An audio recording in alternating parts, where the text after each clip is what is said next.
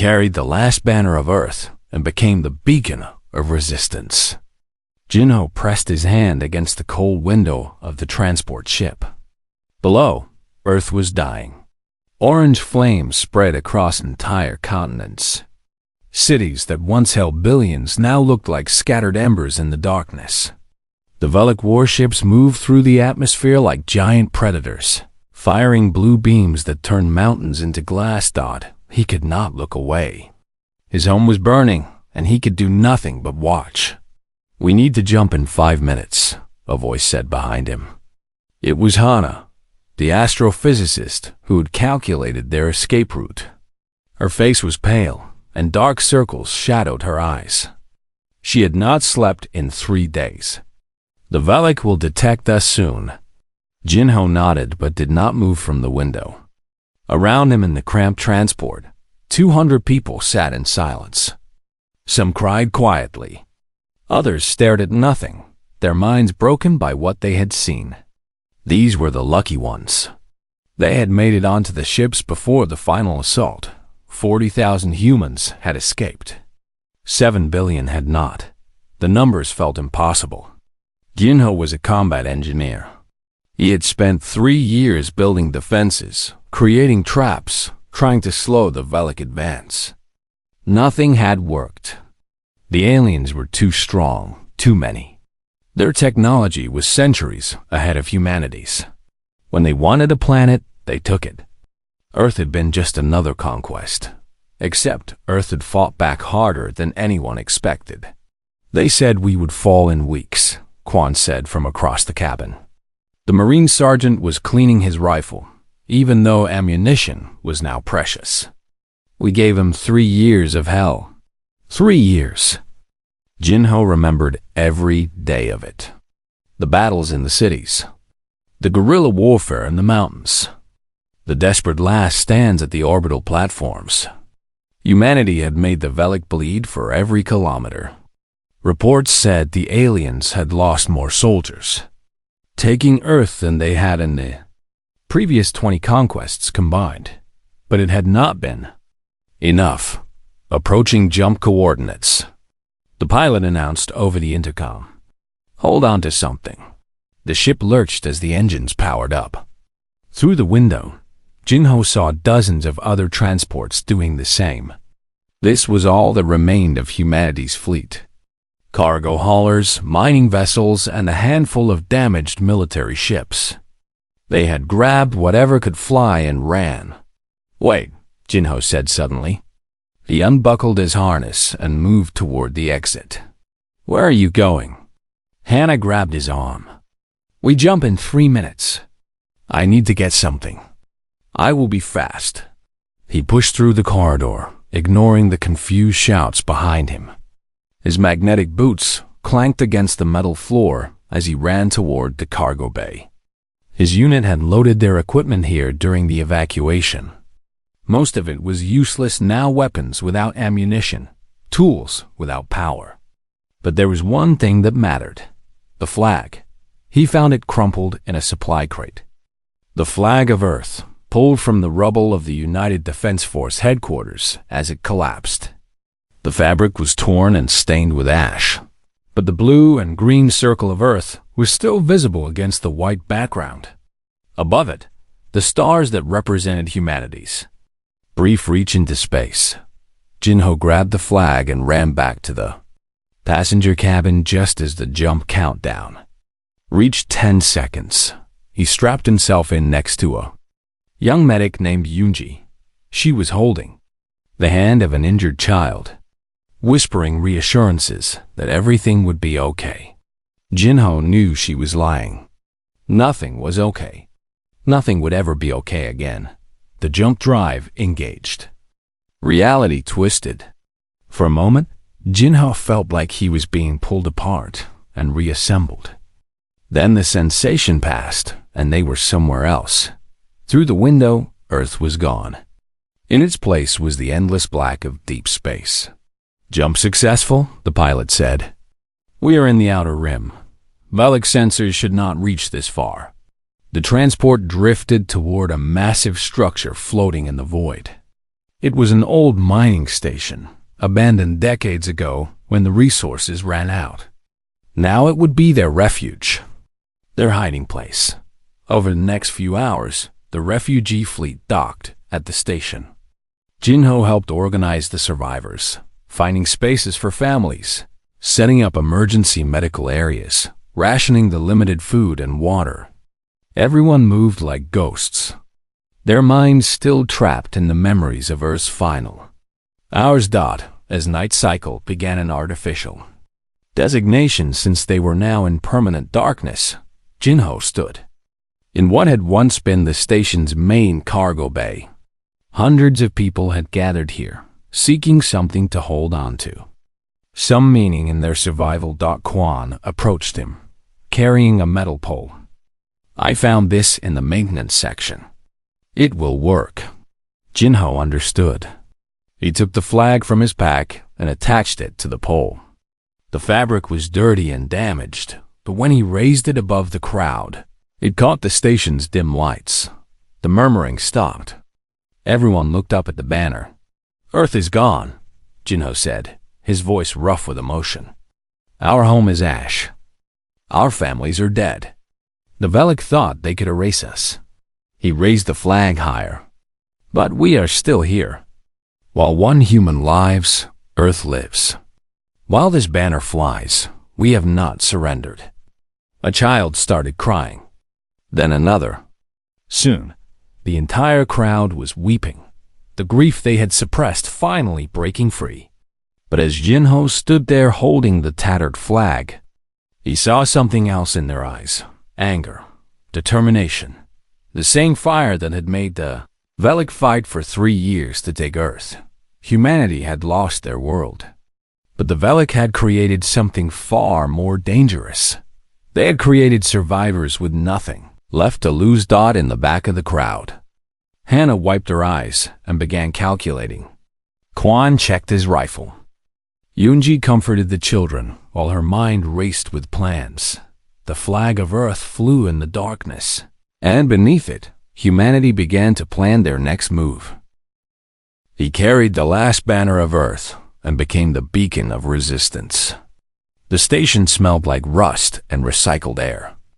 Jinho walked through the corridors, checking on the work crews. 2 months had passed since the refugees arrived. The old mining station was slowly becoming livable. Power systems had been restored. Water recyclers were functioning. People had stopped crying every day. But everyone still looked lost. Jinho entered the command center, where Hannah was working at a salvaged computer terminal. She looked up and smiled weakly. I found 3 more functioning airlocks. We can seal off the damaged sections completely now. Good work. Jinho set down a ration pack next to her. You need to eat later. She turned back to the screen. I am more interested in these signals. Signals? Hannah pulled up a display showing radio frequencies. The Velic are not bothering to hide their communications anymore. Why would they? Who was left to fight them? She pointed to several decoded messages. They are planning their next invasion. A species called the Dren, reptilian people from the inner systems. Jinho leaned closer. How long do the Dren have? 6 months. Maybe less. Hannah's fingers danced across the keyboard. But here's the interesting part. I have been monitoring underground channels, black market frequencies, smuggler networks. She pulled up another screen. People are talking about us? The display showed text messages in various alien languages, all translated by their system. Jinho read them slowly. Did you hear? The humans fought for 3 years. Impossible. No one resists the Velic that long. I saw the battle reports. The humans destroyed 600 Velic ships. Why did the Council not help them? Same reason they will not help us. Too afraid. Jinho felt something stir in his chest. Not hope exactly, but something close to it. They're watching us. More than watching. Hannah opened another file. A smuggler named Hyan contacted me yesterday. He is human, survived because he was off-world when Earth fell. He says other species are terrified. The Velek are expanding faster than ever. But now these species want to know how he lasted so long. Footsteps echoed in the corridor. Quan entered with a teenage girl following him. She had dyed blue hair and wore a jacket covered in tech components. "This is Nari," Quan said. "Former intelligence corps. Best hacker I have ever seen." Nari gave a small bow. "I broke into Velek military networks 3 hours ago." Jinho stared. "You did what?" "It was not hard. They use quantum encryption, but the keys rotate on predictable patterns." Nari pulled out a small device and connected it to the terminal. "I have been downloading their operational plans. Troop movements, supply routes, target lists." The screen filled with classified documents. Jinho recognized military reports, tactical assessments, and strategic projections. This was intelligence worth more than the entire station. "The Velek are overextended," Nari explained, her fingers pulling up maps. "They conquered 70 systems in 30 years.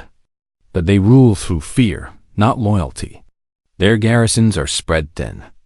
They rely on shock and overwhelming force to break resistance quickly." "But we did not break quickly," Quan said quietly.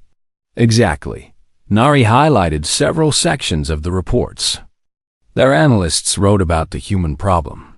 We used tactics they had never encountered. Guerrilla warfare, improvised explosives, tunnel networks, psychological operations.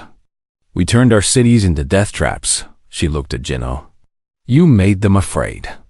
Jinho thought back to his time as a combat engineer. The ambushes he had designed. The false bunkers that exploded when Velek troops entered. The underground railways that let human fighters appear and disappear like ghosts. Earth had lost, but they had taught the Velek that conquest was not free. "Can we contact the Dren?" Jinho asked suddenly. Hana looked surprised. "Why?" "Because they need to know what we know." Jinho walked to the display showing the Velek invasion plans. "The Velek expect them to surrender in weeks. But what if they fight like we did? What if we teach them?" Quan crossed his arms. "We are refugees. We have no weapons, no ships, no authority. We have knowledge." Jinho turned to face them. "We know how to make the Velek bleed. We know their tactics, their weaknesses. What if we share that?" "You want to create resistance movements?" Hana asked. "I want to give others a fighting chance." The room fell silent. Then Nari smiled. "I can set up secure communication channels. Make it impossible for the Velek to trace. I can organize combat training," Quan added. "Turn civilians into fighters, like we did on Earth." Hana stood up. "And I can coordinate intelligence sharing between species. Create a network." Jinho looked at the flag hanging on the wall of the command center.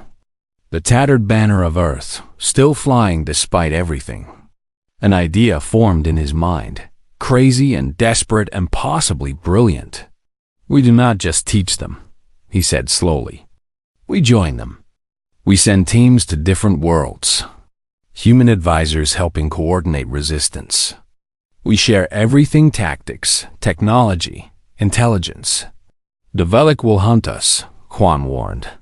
"They are already hunting us. We are refugees hiding in the dark. At least this way, we hit back." Nari was already working on her computer. "I can broadcast a message on secure channels. Reach out to other species facing invasion. What would we say?" Hana asked. Jinho thought for a moment. Then he spoke, and Nari recorded his words. "This is Jinho of Earth. Our world has fallen, but our people still fight. The Velek Empire believes conquest is inevitable. We proved them wrong. For 3 years, we made them pay for every meter of ground. We learned their weaknesses. We developed tactics that work. Now we offer this knowledge to any species willing to resist. Earth has fallen, but its children still fight. We will teach you how. Nari sent the message across 100 different frequencies, bouncing it through relay stations and smuggler networks. Within hours, responses began arriving. The first came from a Dren general. "Is this real?" Another from a Thrall colony leader. "Can you help us?" More followed. Species that had thought resistance was impossible suddenly had hope. By the end of the week, Jinho had organized the first mission. A small team would travel to the Dren homeworld and make contact with their military. Hyan, the smuggler, would provide transport. Quan would handle tactical training. A former intelligence officer named Sumin would coordinate information gathering. As the team prepared to depart, Hannah pulled Jinho aside. "This is dangerous. You could die out there. I could die hiding here too." Jinho looked at the flag. "At least this way, Earth's sacrifice means something." The transport ship launched from the station, carrying humanity's hope into the darkness. Behind them, the flag flew, and beneath it, more refugees prepared for their own missions. The Velic Empire had defeated Earth, but they had created something they could not control. They had created teachers of resistance. He carried the last banner of Earth and became the beacon of resistance. The Dren homeworld was covered in purple forests and red oceans. Jinho watched through the transport window as they descended toward a hidden landing site. Below, mountains rose like jagged teeth, providing cover from Velic orbital sensors. "They're waiting for us," Hyan said from the pilot seat. The smuggler had proved reliable, his knowledge of hidden routes invaluable. Military compound, camouflaged under the tree canopy. The ship touched down in a clearing. Jinho stepped out, carrying a pack of equipment, and the flag of Earth rolled carefully inside.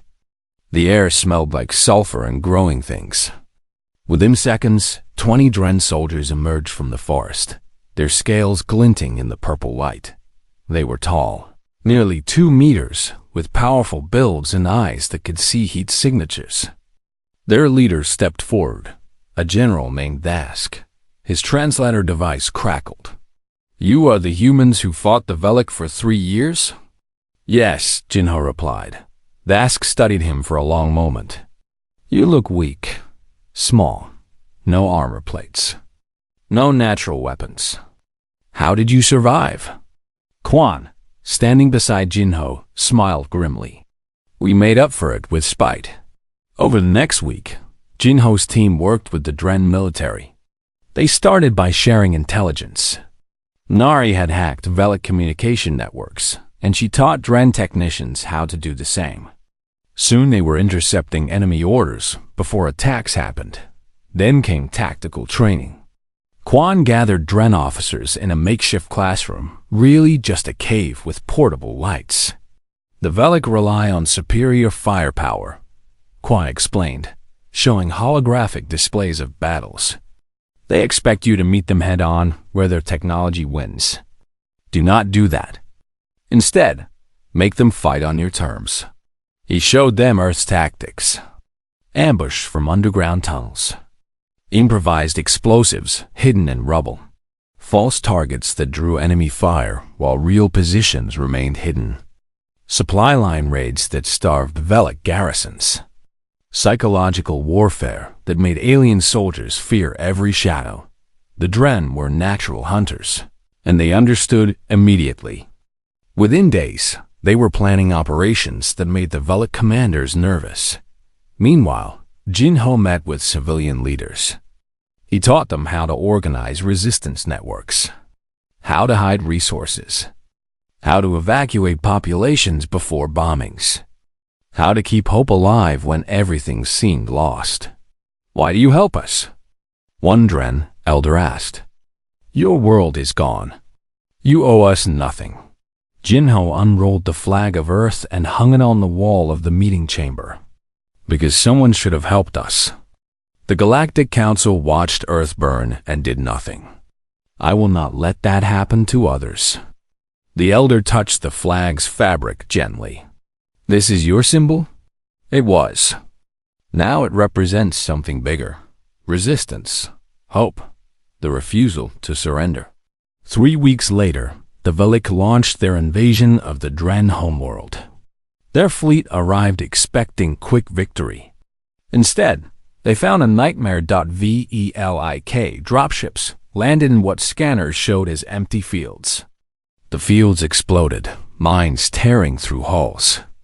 Survivors who made it out found themselves in kill zones. Dren soldiers firing from hidden positions.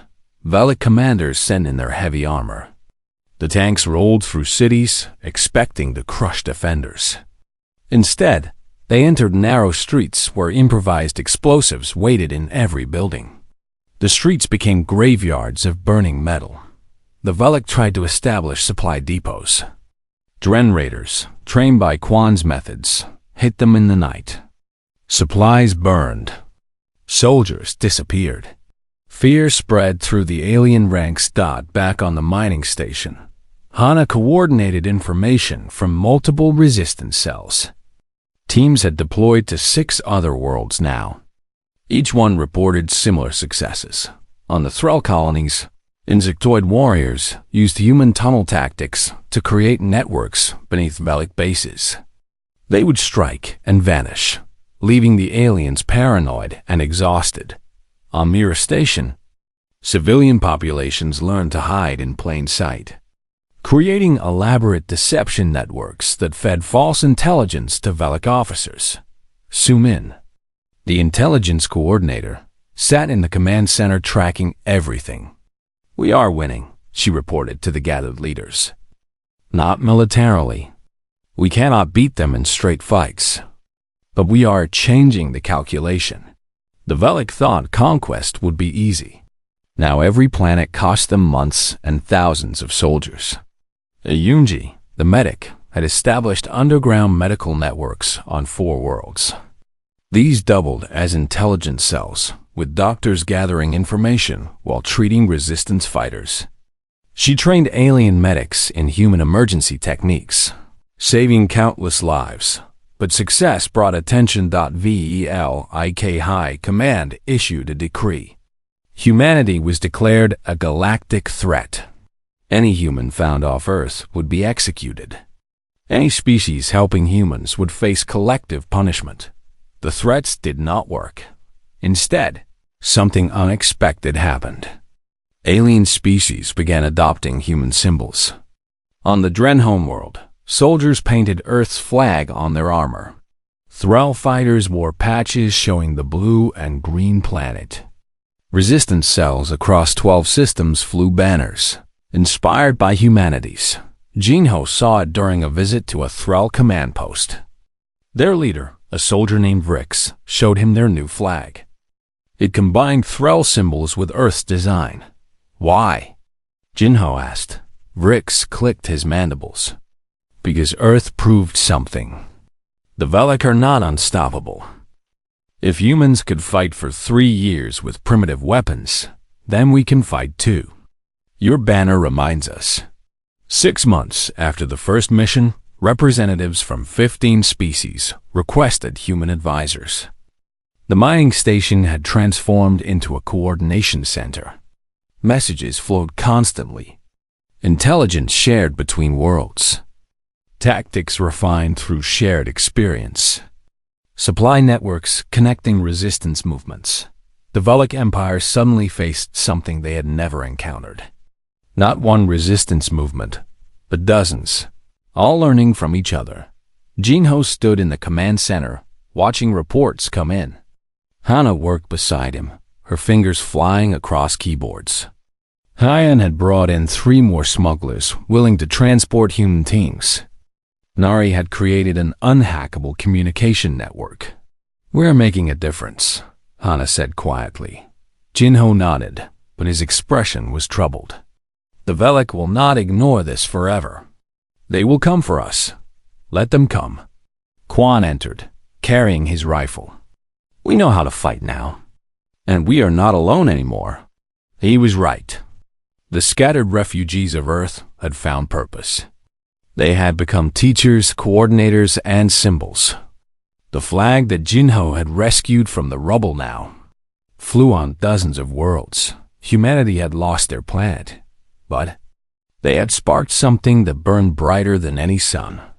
They had taught the galaxy how to resist, and the Velic Empire was learning that fear works both ways. He carried the last banner of Earth and became the beacon of resistance. The transmission came at midnight station time. Hannah's computer beeped with an emergency signal. She opened it and felt her blood turn cold. "Jinho," she called out, her voice shaking. They found Colony 7. Jinho ran to the command center, still pulling on his jacket. Other team leaders followed. The screen showed surveillance, footage from a human refugee settlement on the fourth moon of Raxes. 2,000 people had been living there quietly, thinking they were hidden. They were wrong. Velic warships descended on the colony. There was no warning, no demand for surrender. Just systematic destruction. Buildings exploded. Escape pods were shot down before they could launch. Within an hour, Colony 7 was gone. Every human dead. The command center fell silent. Then Suman's console lit up with more alerts. Colony 12 is under attack. And Colony 3. And the settlement on Thresh Minor. They are hitting us everywhere, Quan whispered Dot over the next week. 6 refugee colonies were destroyed. 3,000 humans killed. The Velic had launched Operation Cleansing, a systematic campaign to hunt down every surviving member of humanity. But they made one mistake. They did it publicly. Nari had hacked into the Velic broadcast network. She captured the footage of the attacks and sent it across every communications channel in known space. Every species saw the Velic murdering refugees, civilians who posed no military threat, children who had already lost everything. The Galactic Council could no longer pretend not to see, but their response was debate, not action. They held meetings, formed committees, discussed diplomatic solutions while more colonies burned. Jinho stood before his team, exhausted and hollow. "We need to pull back, consolidate, get everyone to the main station where we can defend them." "No," Quan's voice was firm. "If we pull back, the resistance loses momentum. Every species helping us will think we are abandoning them. What choice do we have?" Yoonji asked. She had been treating survivors from the attacked colonies, listening to their stories of horror. "We cannot protect our people and fight the Velic at the same time." Hyan, the smuggler, had been planning evacuation routes. "I can move maybe 500 people before the Velic find my ships. After that, the routes are compromised." They argued for hours, but there were no good answers. Save humanity or save the resistance. They could not do both. Then word came from the Dren homeworld. The Velic were sending a massive fleet to crush the resistance there. General Dask requested human advisors to help coordinate the defense. "I will go," Jinho said. "It is a trap," Sumin warned. "The Velic want you. They know you are the symbol of this resistance. Then I give them what they want." Jinho looked at the flag hanging on the wall. "But we make them pay for it." Quan stood. "I am going with you." "No, you are needed here." "Needed? To do what? Watch more colonies die?" Quan picked up his rifle. "I am a soldier, Jinho. Let me be a soldier." They took a small team. Jinho, Quan, Hyan, and 6 human fighters. The trip to the Dren homeworld took 3 days through hidden jump points. When they arrived, the planet was already under siege. Velic warships filled the orbit, their weapons pounding defensive installations. On the surface, Dren forces fought desperately to hold key positions. The situation was hopeless. "Why did you come?" General Dask asked when they met in an underground bunker. "We're already lost." "Maybe," Jinho said. "But we can make them remember this fight." They worked fast. Jinho and Quan coordinated a defense that used every trick humanity had learned. They turned the capital city into a maze of traps and ambush. They organized civilian evacuations while guerrilla teams harassed Velik supply lines.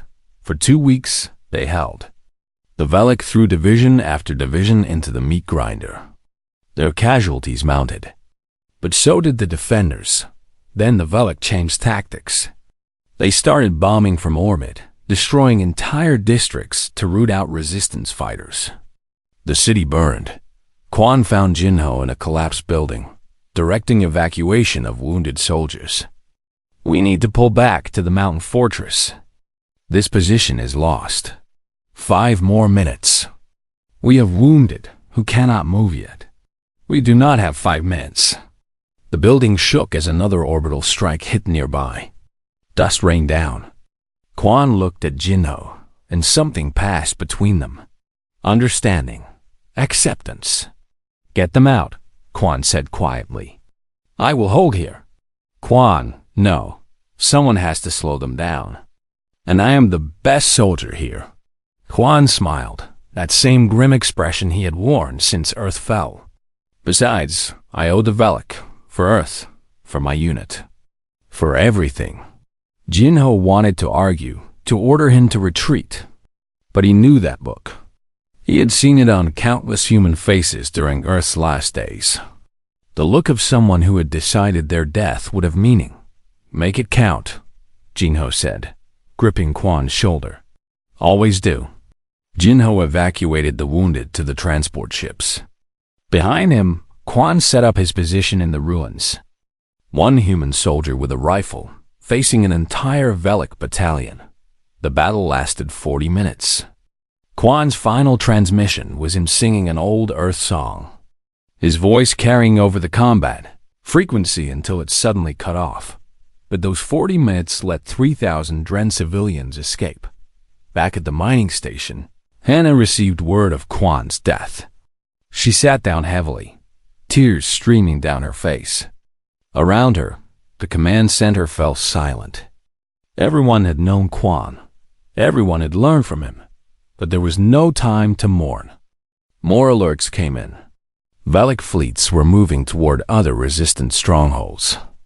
The pressure was increasing. Then Yunji broke. She had been treating wounded for months, working herself to exhaustion. She had saved hundreds of lives while watching thousands die. During a routine surgery, her hands started shaking. She could not stop them. "I cannot do this anymore," she told Hana, her voice empty. "Every person I save, 3 more die.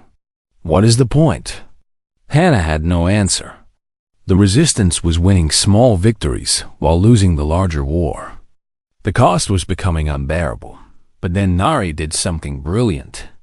She compiled all the footage of Velik atrocities and broadcast it live across every frequency in the galaxy. Not just the attacks on humans, but on every species. She showed the Empire's brutality in detail that could not be ignored. The Galactic Council's emergency session was interrupted by riots outside the chambers. Citizens of member species demanding action. How long would the Council hide while planets burned?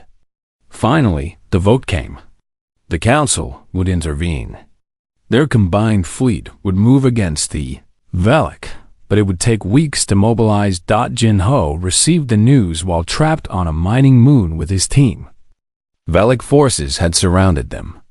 Hyan's ship was damaged. They had ammunition for maybe 2 more hours of fighting. "Help is coming," Hana told him over the comms. "Just hold on." "How long?" 17 days. Jinho looked at his team. 6 humans, exhausted and wounded. 17 days might as well be 17 years. "Then we make these 17 days count," he said. They had started as refugees with nothing. Now they were symbols of resistance, surrounded by enemies, waiting for a rescue that might never come. The flag of Earth flew above their makeshift fort, visible to the Velik forces closing in. Let them see it, Jinho thought. Let them see what humanity represents. Defiance until the very end. He carried the last banner of Earth and became the beacon of resistance.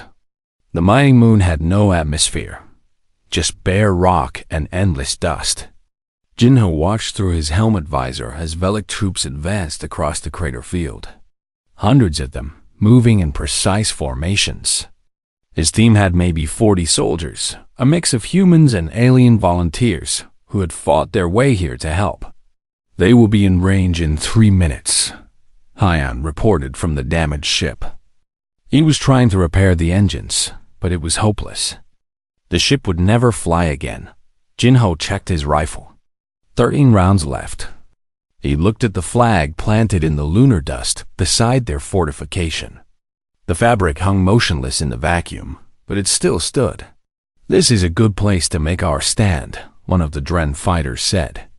His translator made the words sound calm, but his heat signature showed fear. "Any place is good," Jinho replied, "as long as we are standing." The Velic opened fire.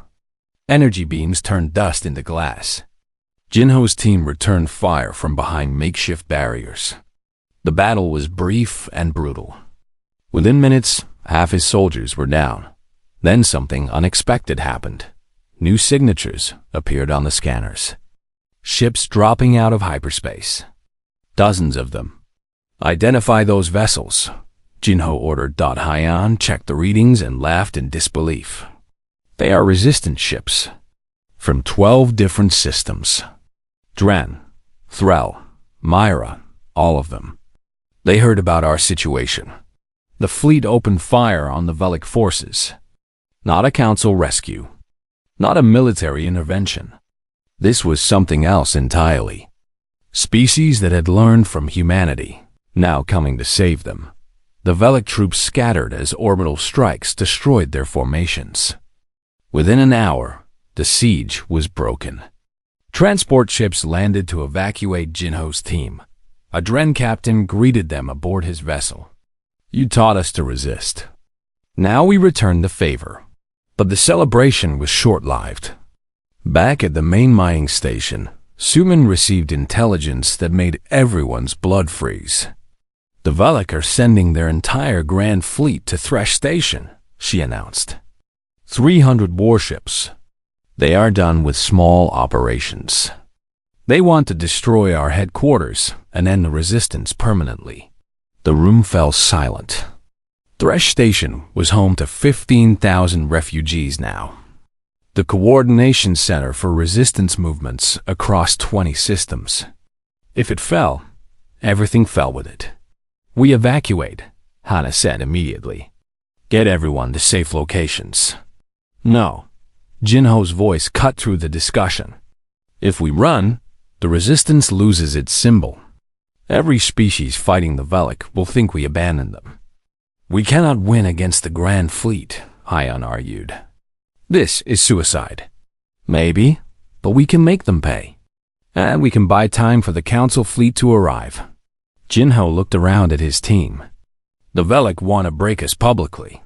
Let us show them what happens when humanity refuses to break." Word spread quickly through underground networks. The Velic were coming to Thresh Station, and the humans would not run.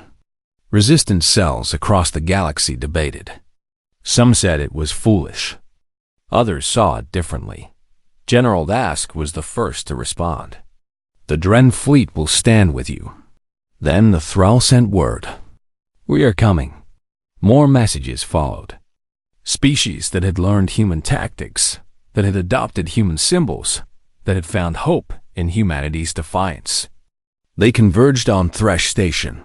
The Velic Grand Fleet arrived 2 weeks later, a massive armada that blotted out the stars. Their commander sent a transmission.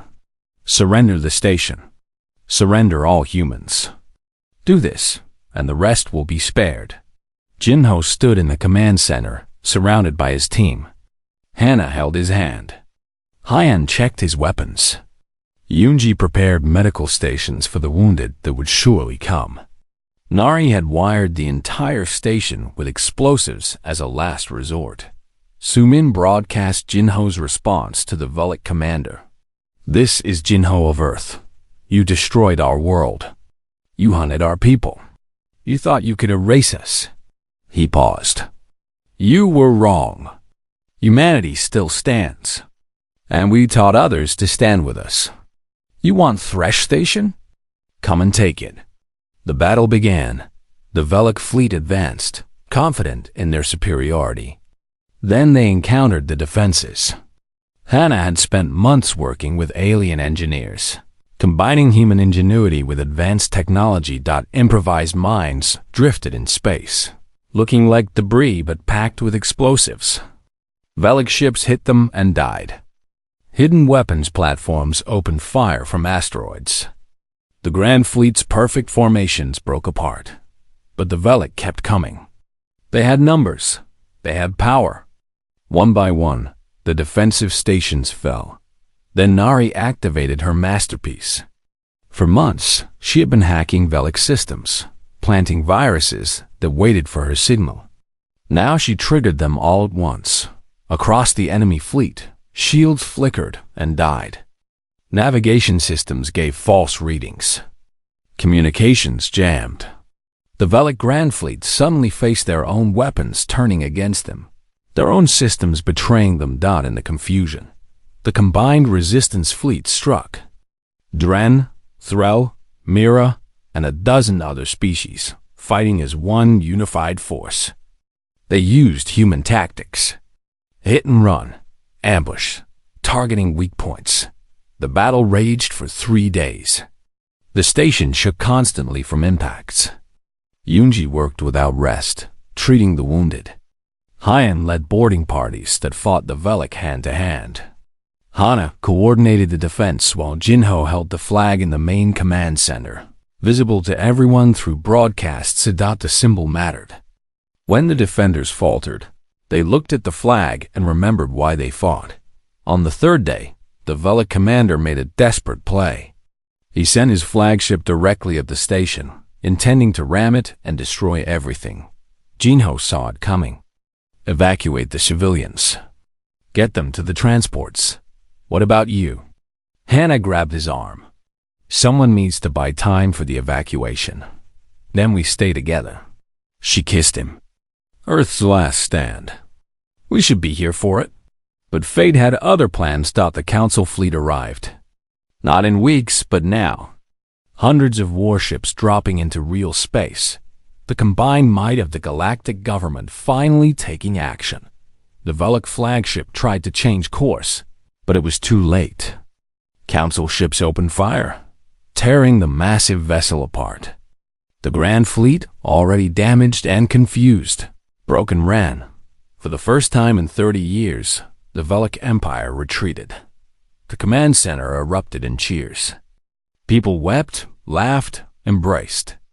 They had survived, but Jinho felt no joy. He thought of Quan, of the thousands who had died to reach this moment. Victory was real, but it tasted like ashes. The war continued for another year, but the Battle of Thresh Station changed everything. The Velic had been shown to be beatable. Their empire fractured as occupied worlds rose in rebellion. The Council, shamed into action, kept fighting. Eventually, the Velic sued for peace. Not surrender, but peace. A recognition that conquest was over. Jinho was offered many things. Leadership of the Multi-Species Alliance. A position on the Council. Wealth and honor. He refused all of it. Instead, he did something else. 5 years after Earth's fall, Thresh Station reopened as the Terran Academy, a school where species from across the galaxy came to learn. Not just military tactics, but the philosophy behind them. How to resist tyranny. How to protect freedom. How to find hope when everything seems lost.